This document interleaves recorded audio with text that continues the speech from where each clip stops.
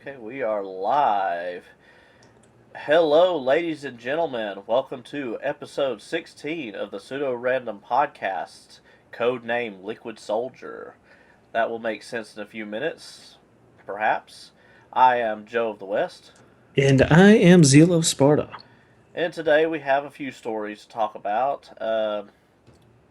Let me start by saying if you want to find more about what I'm doing, you can find me pretty much just search Google for Joe of the West, and you'll find pretty much every result is me right now.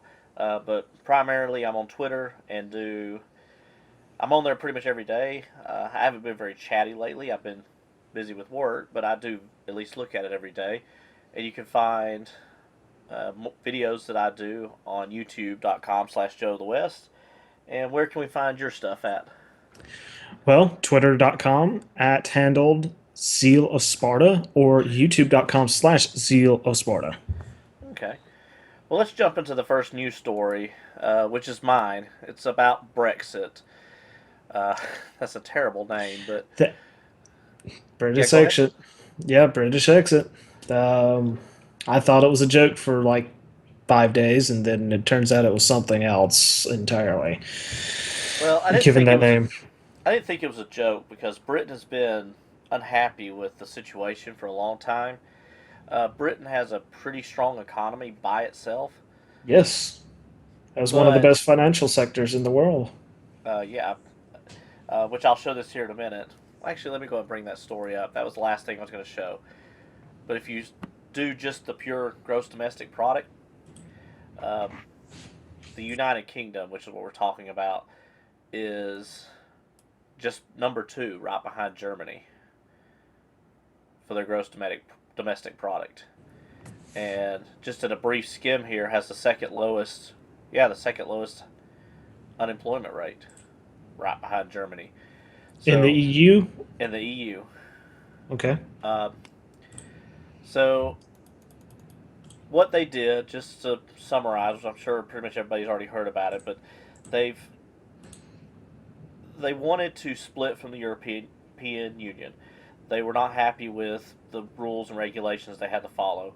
Uh, the biggest one, I don't know if this was depending on which news outlet you read, this is either the deciding factor or the only factor. I think it was the deciding factor, is the amount of immigrants they had to take in.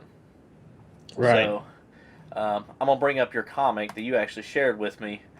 Let me see, there's a slide that shows it pretty well.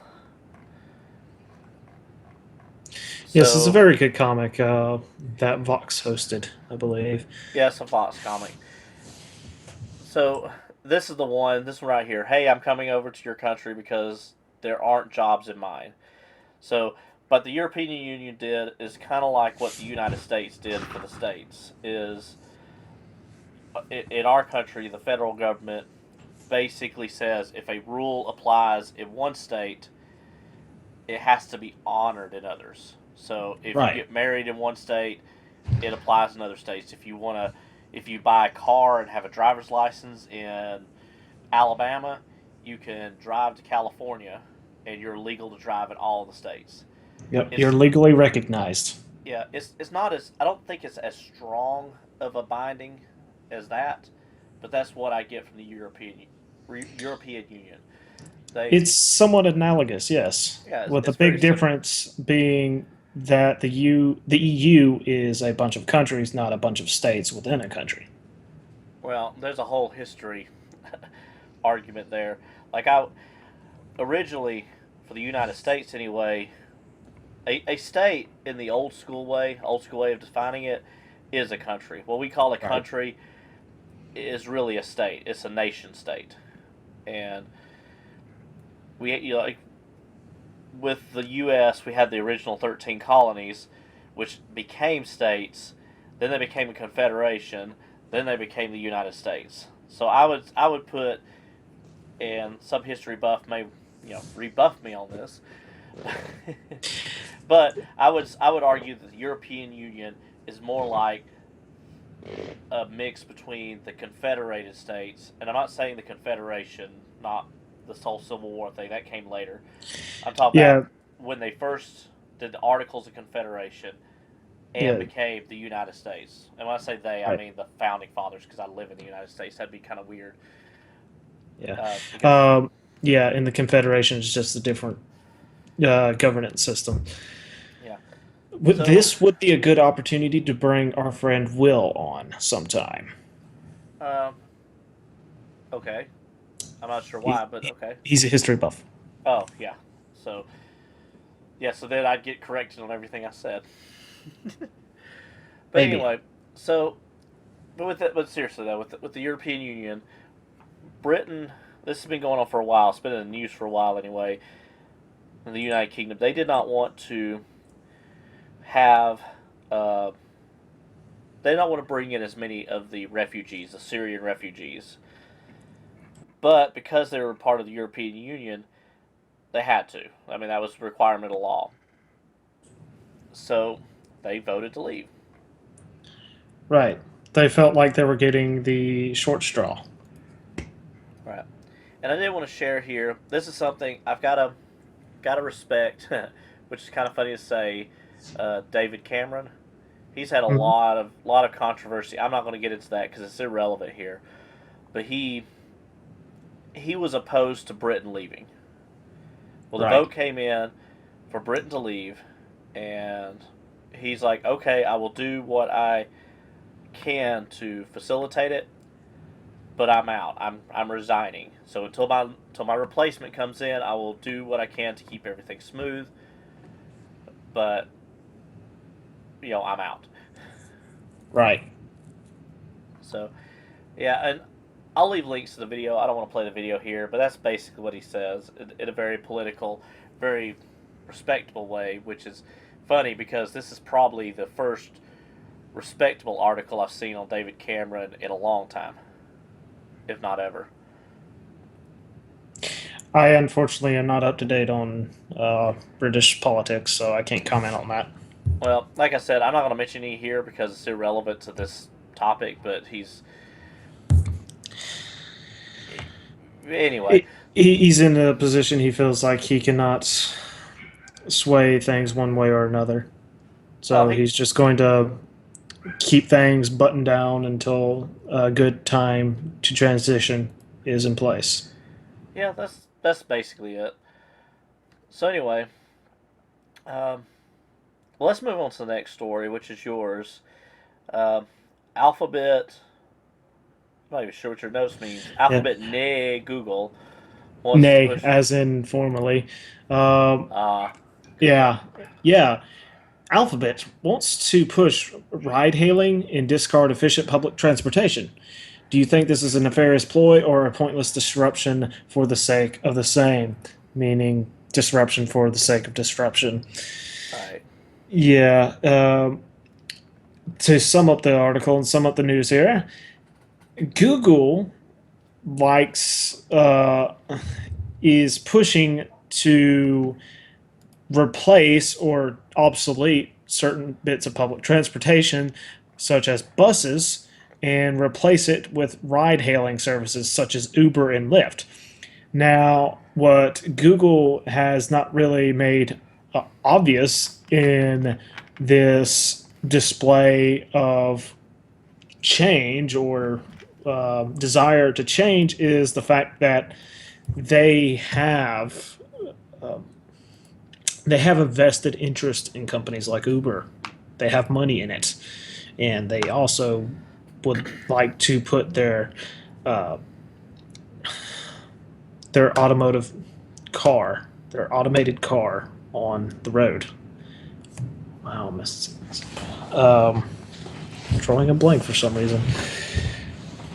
But yeah, Google's trying to push for this out west first, and they will effectively try to get rid of buses, which, in my opinion, and others have pointed this out to me as well, is it's actually a waste of space, a waste of resources, and it's a ploy for monopolization, and it is breaking their code of do no evil. What do you think? Well, the do no evil code that's long gone. That's It yeah, that's completely not even related anymore. Not even part of their ideology. But the thing I have to say about it is, in areas that have buses, that have the density and have the need for buses, you can't really, I don't think, replace them with basically taxis is what they are. Let's just call them what they are. Yeah, They're they are taxis. taxis. Because okay, so here's the thing: if I lived in the city and well, I'll use an example that's coming up with my wife, where she manages a bunch of stores. They're running into an issue where a lot of their employees ride the bus, so they have to work around the bus schedule. Those Right. same employees, the reason they're taking the bus instead of just buying a car is they can't afford to take a bus. I mean, I'm sorry, they can't afford to buy a car. Yeah. So they take the bus as a cheap alternative. So Right. I think for most places, and I don't know where you're talking about these Uber, uh, no pun intended, but these Uber, uh, I don't want to use the word advanced, but where there's a lot of technological advancements and investments. I don't see, I don't see how you could, other than maybe those, only do, you know, taxi service basically. Right. What they'll effectively be doing is, what Google is saying, Alphabet in this case, is saying, hey, we could get a ride hailing car and try to get three people in it, even if they are from three different parties, which not everybody may agree and not necessarily be practical or as practical um, to just put them in the car and go.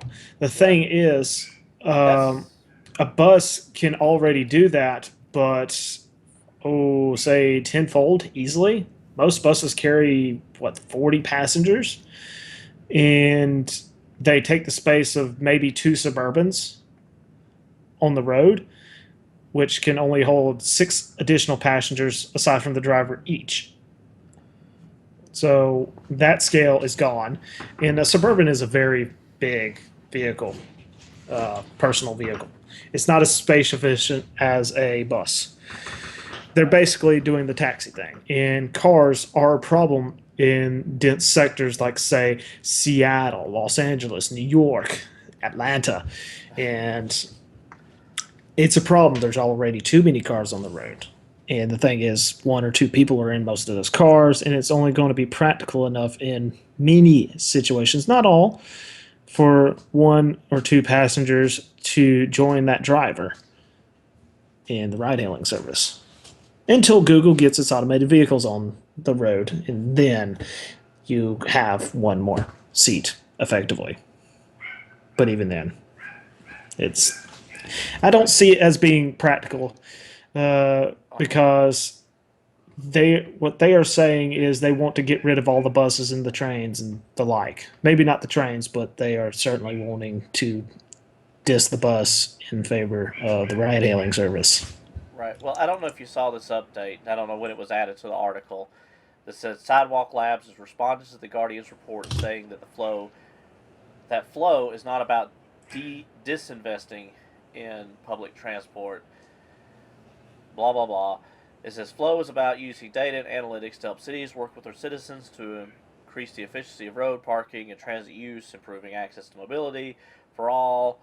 Flow will allow cities to understand their transportation systems in real time and blah blah blah blah blah.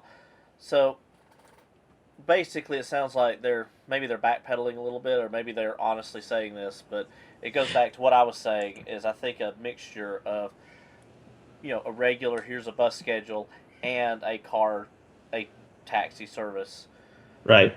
will be what's best for most cities. Right. A mixed solution of effort would be ideal, Right. really. And it would also help if bus schedules are better in, like, say, the area of your wife's stores that she manages. And I've traveled that area. There's a lot of cars, a lot of wasted space, and really, there's not enough buses in their area. All right. It's actually quite barren. Okay. Well, let's move on to the next story. We went to see the Turtles movie. Now, I grew up. I was a kid in the '80s, so I, was a big fan of the Turtles back then. Uh, but yeah, so they're redoing it, and we actually liked it pretty good. It's basically they get exposed in this movie. Um, I don't know. Are you real familiar with the Turtles mythos? TMNT, it's been a while since I watched most of it, but I would love to see this movie since I Okay. haven't seen it yet. Okay. Uh, and hey, turtles flying in the air, landing on planes. That's kind of cool. Yeah.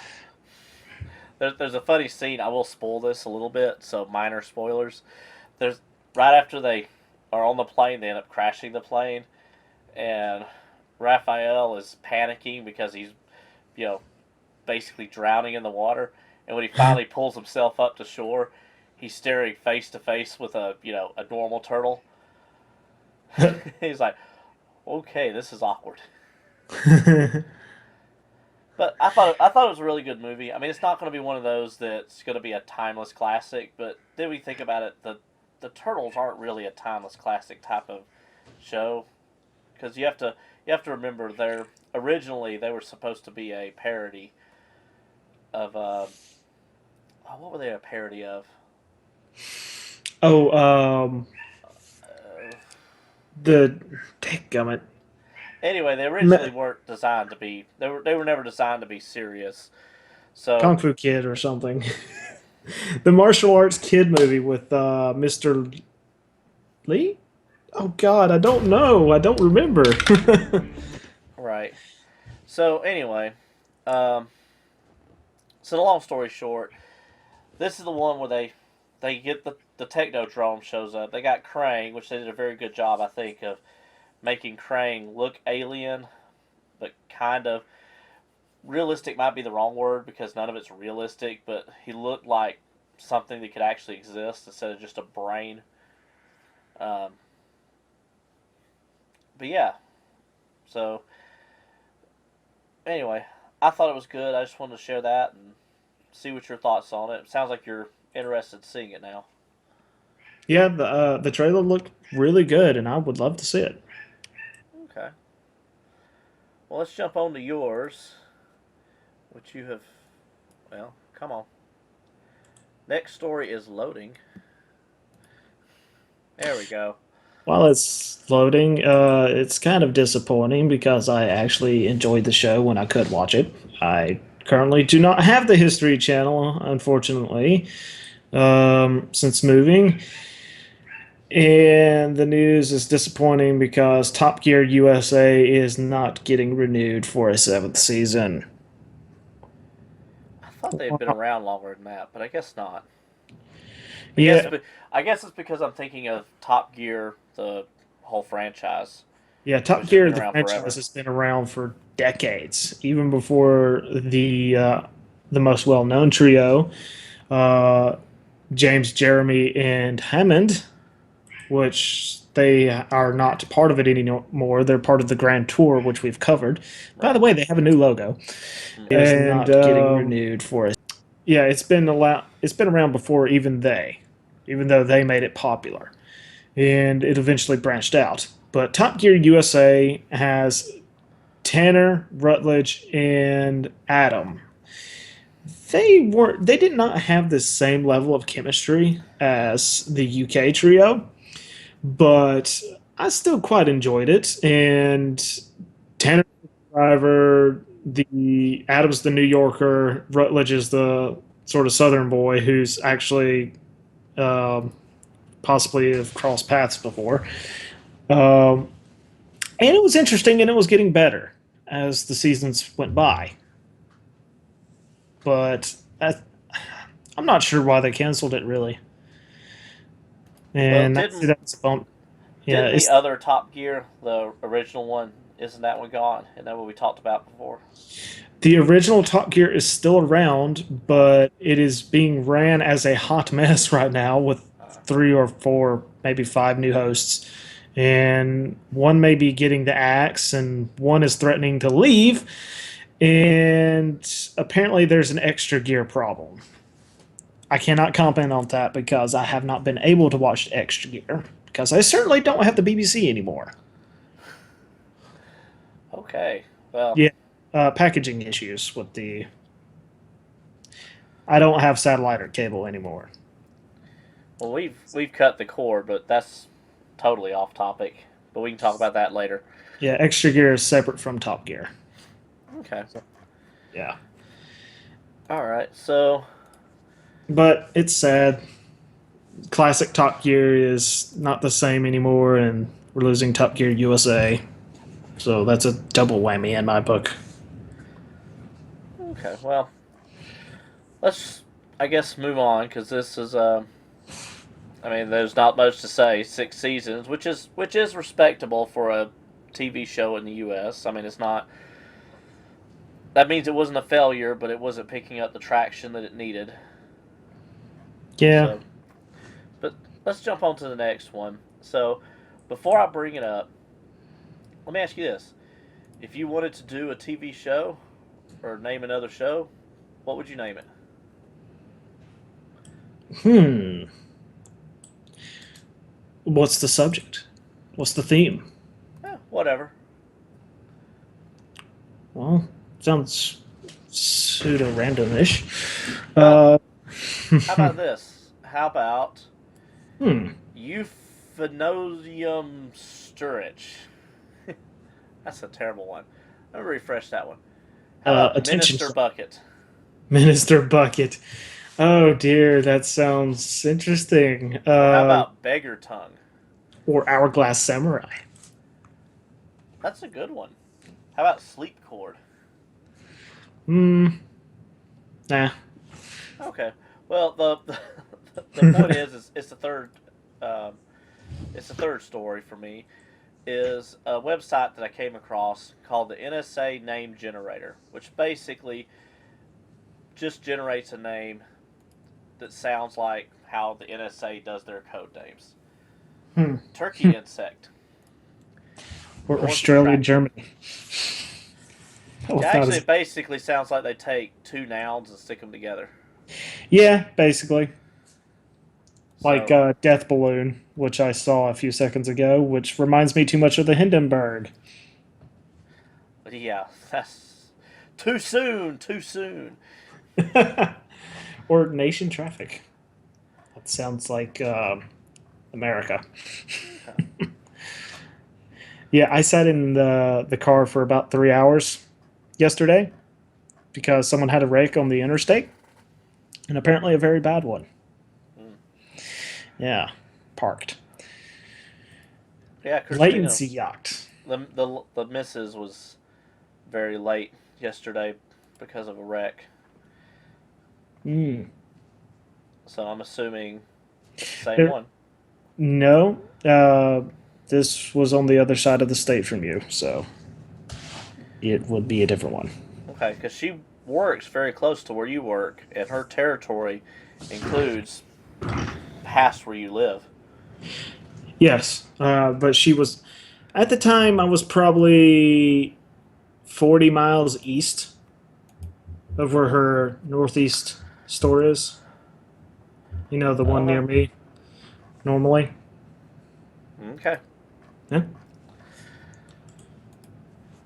I assure you, it was a different one. Uh huh. That happened at the same time on the same road. But anyway. We'll discuss details later. Yep. So anyway, well, that's all I have this week. I mean, unless we want to really dig back into Brexit, but I don't want to. Hey, Clarkson and May were against it, for the record, apparently. Okay. Yeah. So anyway, well, I'm gonna call it. Let's stick a pin in this, and uh, wow, this is the shortest one ever. I think we actually hit just over the 15-minute mark that we were aiming for. That is short. Yeah. Yeah. So anyway, so if y'all liked what y'all saw, want to see more of it, give it a thumbs up. Lets us know that you like this content, want to see more of it, or leave a comment below. And if you want to see more of what we do, you can hit subscribe down there below this video and see more of what I do. You can see Zeal stuff. I believe it's youtube.com/Zeal of Sparta. And I do have some fresh uploads for you guys and gals. How about that? Activity on a YouTube channel. And without my main rig at my disposal. So Yep. that's good. So anyway, let's call this. I am Joe of the West. And I am Zeal of Sparta. And we will see all of y'all next week. Farewell.